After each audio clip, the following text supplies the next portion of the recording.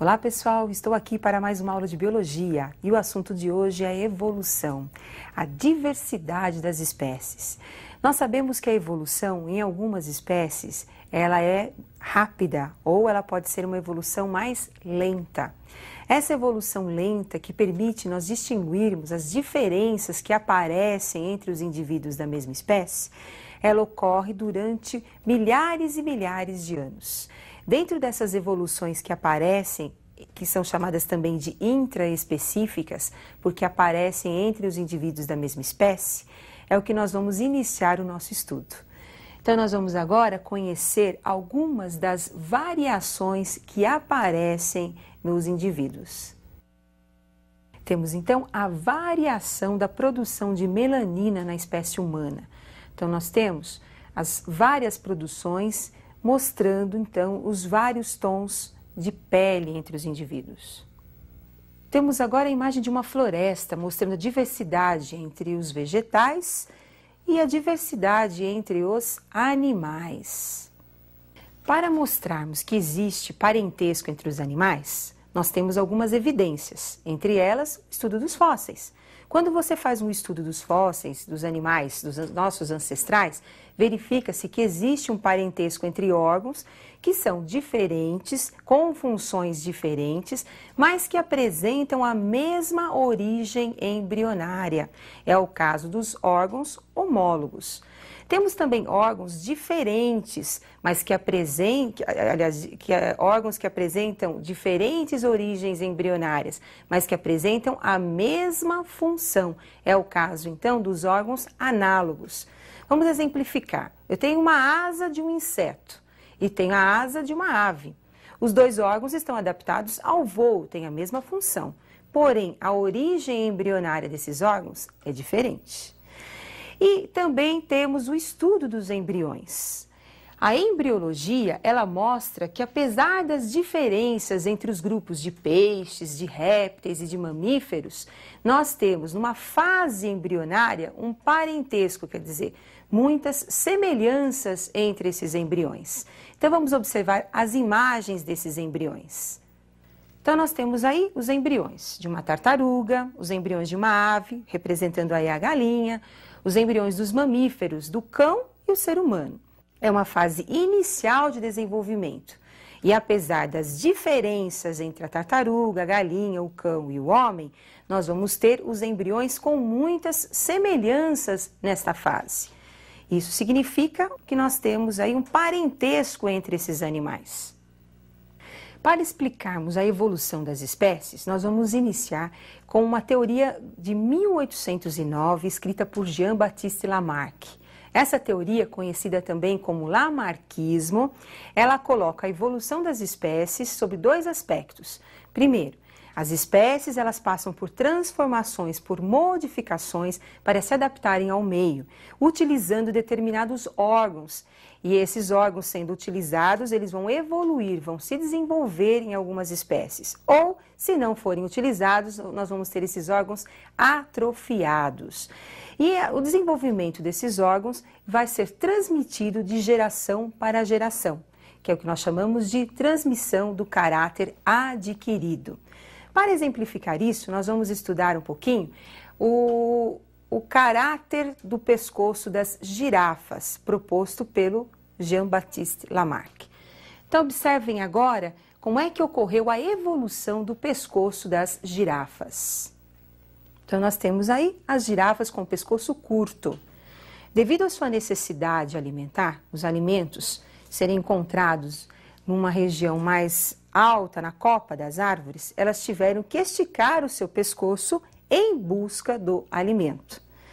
Durante várias gerações, elas foram esticando o seu pescoço, até ter um pescoço mais longo. Então, segundo Lamarck, as girafas adquiriram um pescoço mais longo devido à sua necessidade de capturar os alimentos na copa das árvores. Então, a girafa, de tanto esticar o seu pescoço, foi apanhar o seu alimento. Ela, então, desenvolveu um pescoço mais longo. Portanto, nós sabemos que alguns órgãos, eles apresentam esse comportamento de desenvolvimento em função do seu uso, ou de ter um órgão atrofiado devido ao seu desuso. Porém, nem todos têm o mesmo comportamento.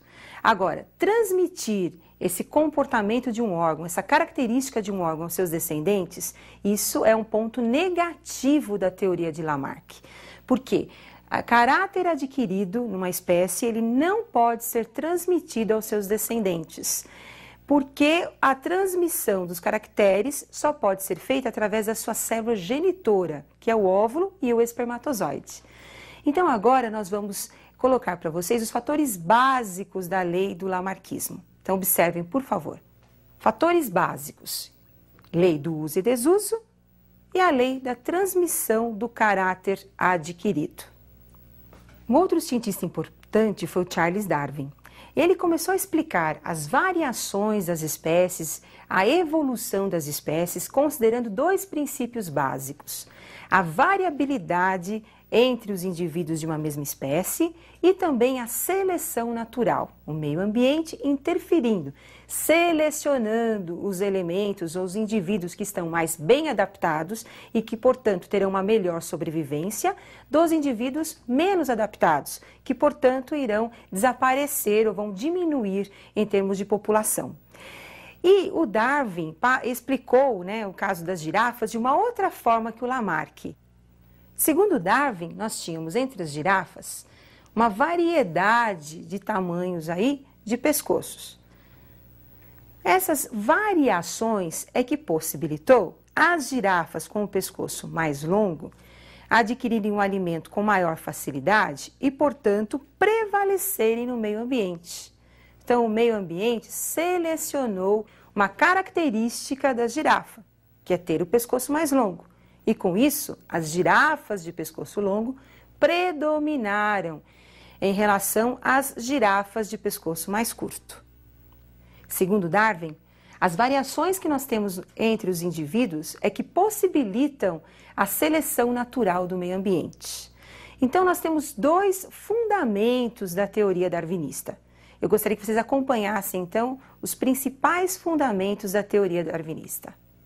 Então, fatores básicos: a seleção natural, que é o meio ambiente participando e selecionando os que estiverem melhor adaptados e que posteriormente produzirão os seus descendentes.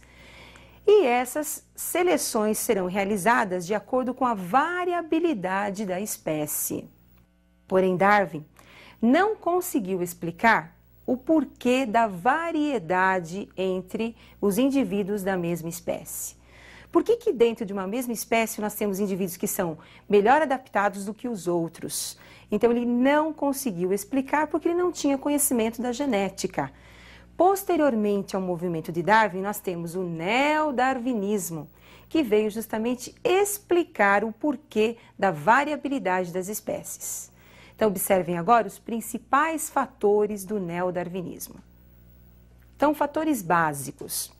O que demonstra a variedade entre os indivíduos de uma mesma espécie são as mutações, que são espontâneas. Mutações são alterações que vão aparecendo no material genético do indivíduo.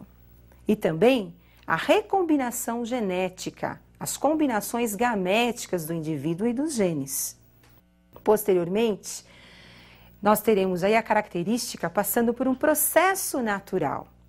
E um outro fator importante é o isolamento reprodutivo entre os indivíduos.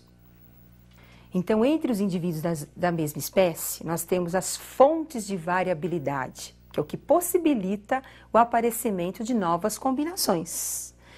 Então, não esqueçam, por favor, as fontes de variabilidade. As fontes de variabilidade são as mutações e as recombinações genéticas. Essas passarão por uma seleção natural, realizada pelo meio ambiente, e provocarão, então, o desenvolvimento ou não de determinadas características em uma população.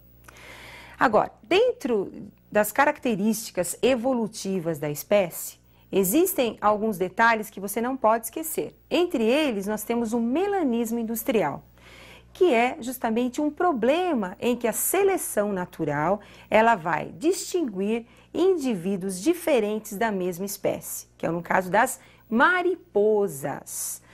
Eu gostaria que vocês agora acompanhassem imagens mostrando o desenvolvimento ou o predomínio de algumas populações de mariposas. Nós temos aí um ambiente onde vocês estão observando o aparecimento do tronco de uma árvore num local sem poluição. Esse tronco da árvore claro, nós vamos encontrar mariposas claras e escuras e a presença de um predador. As mariposas escuras acabam sobressaindo em relação às mariposas mais claras, se tornam mais evidentes ao predador.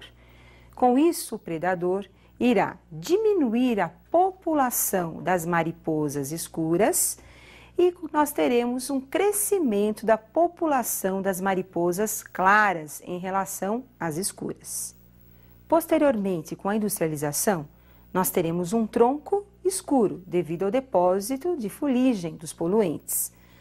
Com isso, as mariposas escuras se tornam camufladas nesse tronco escuro e as mariposas claras sobressaem em relação às escuras. O predador irá diminuir, através da predação, a população das mariposas claras e nós teremos um aumento da população das mariposas escuras nessa situação.